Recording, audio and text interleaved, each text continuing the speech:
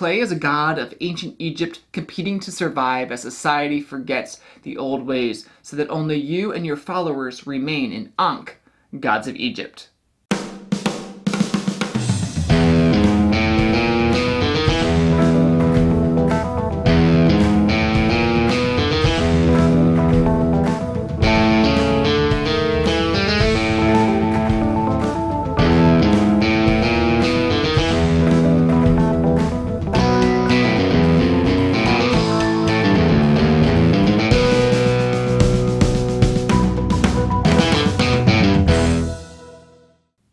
Thank you for joining me today at Tantrum House Studio D. I'm Kevin Delp.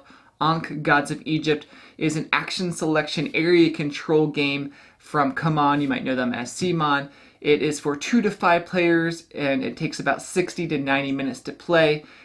CMON is bringing it to Kickstarter on April 14th, and I was able to play a game of it on Tabletopia with the designer Eric Lang and some other media folks, so I wanted to share my thoughts about the game, and I thought I might as well wear an appropriately themed t-shirt because Stargate SG-1 is one of my favorite TV series. Of course, you know how it all starts in ancient Egypt.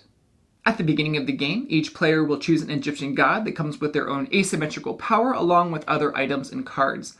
The board is set in the main play area, and setup is determined by the setup scenario you choose. Here's a quick overview of Ankh, Gods of Egypt. You are playing as an Egyptian god that you're actually able to move around the board.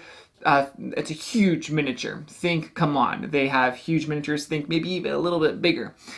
On your turn, you can take up to 2 actions out of a possible 4. There's events along the way, and then there's battles at certain times in the game, and you're going to take more turns and more battles. Eventually, there's actually going to be a merger of 2 of the gods, and then the game end is triggered at a certain point in the game with a devotion track.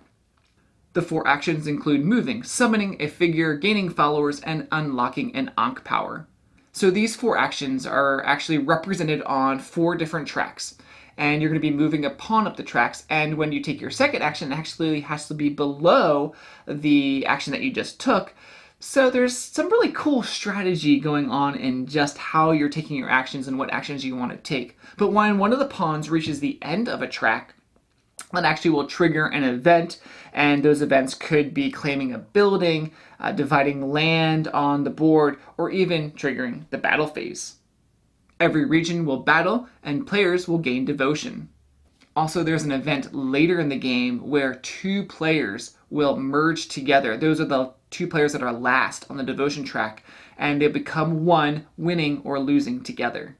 This is a pretty neat mechanic in the game. So actually the player in last on the devotion track actually removes their god from the board and other items like their figures and things like that. And those 2 players actually exchange god cards. So they actually become one god, like Ra and Osiris become one.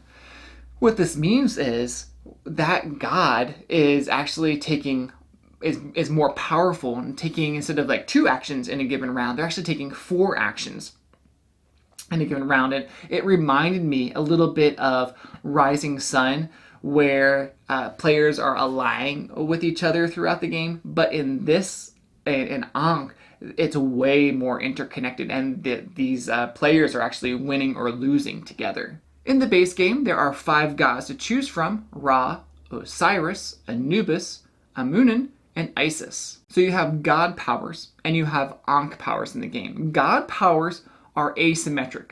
They're all different, but the Ankh powers are all the same. So every player board with those Ankh powers are all the same Ankh powers.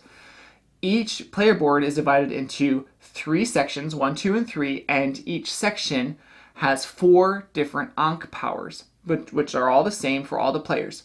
What's interesting though is, as I unlock Ankh powers, I might not choose the same ones that other players choose. So in essence, I am bringing more asymmetry to that game as I choose the Ankh powers that are best for my strategy compared to what another player chooses. And as you unlock the Ankh powers, you're also be gaining monsters. Let's talk about those. These monsters all have their own special abilities and really change up the gameplay when they're introduced to the board during the game. At the beginning of each game, you'll be choosing 3 monsters to play with, and I actually don't remember how many monsters will be in the base game, but more than 3. We played with the cat mummies and a pep. But the interesting thing is that each monster has more than one type. So there were like 3 cat mummies and 2 apeps.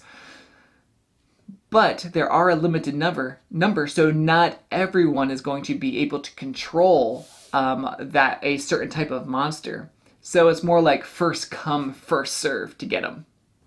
The artwork and illustrations by Adrian Smith are outstanding and seamlessly work into the theme. Now, this is the 3rd game in a trilogy of games from Eric Lang and the CMON team. This started with Blood Rage and then Rising Sun, and now you have Ankh, Gods of Egypt. If you've played Blood Rage and Rising Sun, you know how different those games were. 2 totally different games, but you sort of saw how they were connected a little bit. That's how I would describe Ankh. Sure, there's a nod to Blood Rage and a nod to Rising Sun, but a totally different game with different mechanics, different strategies, and things like that.